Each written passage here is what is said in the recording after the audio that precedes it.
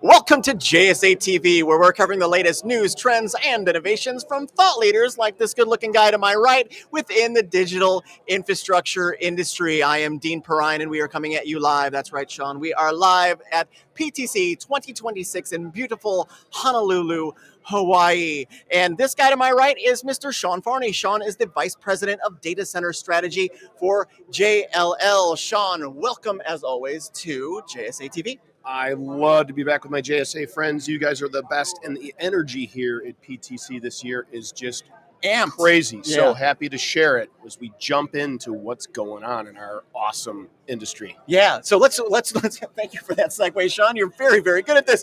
Okay, so we're going to start off with a case study of sorts. So imagine, viewers, JLL identifies a 3 trillion, that's with a T, 3 trillion data center supercycle. But power availability is now a big constraint. How is this reshaping what it is that you do at JLL? Yeah, well, that's the JLL recently published data center report, global data center report, coined this new term, new buzzword for 2026, investment supercycle.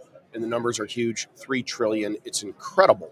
So amazing demand, and we're helping all of our clients answer to that demand. We're helping them find dirt, commission sites, bring power. But as you mentioned, we have a constraint. A constraint is availability of large tracts of power. For 20 years, it's been a lot of low-hanging fruit that's no longer around. But this just shows the innovation present in our industry and this amazing cycle of creative destruction that this power constraint steal all of created. this, Shawn. Please do. Creative destruction is not mine. That's Schumpeter, a very famous economist. And he used a term to say that constraints drive innovation, which destroy the old and bring in the new. And that's exactly what's going on. You can feel it. You can totally feel it.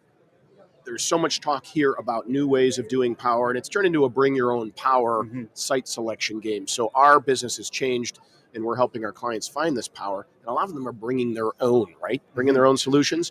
And we're multi-sourcing fuel. And now you see, if you walk the floor over here, you see natural gas is quickly becoming the leader to supplement these constraints that we're seeing with grid connectivity. So creative destruction, super cycle, 3 trillion. We're not slowing down, and the invisible hand of the market is solving this problem. You know, you mentioned natural gas, so we're going to go off script immediately, Shawn. So, I feel like it was like 2-3 years ago we were talking about all the real sexy ways to bring your own power. Nuclear being kind of like the one that people were tossing around more. But you're right, natural gas is quickly becoming a kind of the power du jour. It is the Goldilocks solution because it's pragmatic, it's practical, and it's can be delivered quickly. So nuclear is still the penultimate solution. Yeah. We're still a few years away. We're working on this. The administration currently is trying to help reduce the regulatory burden, do things like provide fuel. But natural gas is available. It's now trusted, and there are use cases from other industries. So hyperscale clients today, as long as you have a grid connection, natural gas is a valid and low-risk solution for backup power. And in many cases, we're seeing it being used as primary power. So it is one of the elements of the creative destruction. It is a new fuel source. We've bobbed and weaved, so to speak, with the constraints, and we're bringing nat gas on, and we're seeing deployment along the natural gas transmission lines in the U.S. at least. So an amazing new field that really just launched in the last 2 years. Yeah, I love it, Shawn. Thank you for working with me on going off script. But back to it, nobody gets out of the JSA TV hot seat without talking about AI, as you might imagine. But an interesting question for you from the seat that you sit in on the daily, as those kind of AI workloads go from those kind of centralized locations to the edge, how is that ultimately reshaping site selection and the things that you are all doing? Yeah, so AI is moving from training to inference where all the money is made. Yeah. So every company in the world is going to have to do inference. A lot of times they have to do it on-prem or close because of latency or other legal or regulatory concerns. And that's okay. So what we're seeing it driving is perhaps, I hate to use the word edge because it's very nebulous. And this is coming from an edge data center founder. Whose right? definition are we using, Shawn? That's right. What we're seeing are smaller facilities because of the density of AI inferencing infrastructure. You know, this GPU infrastructure and servers.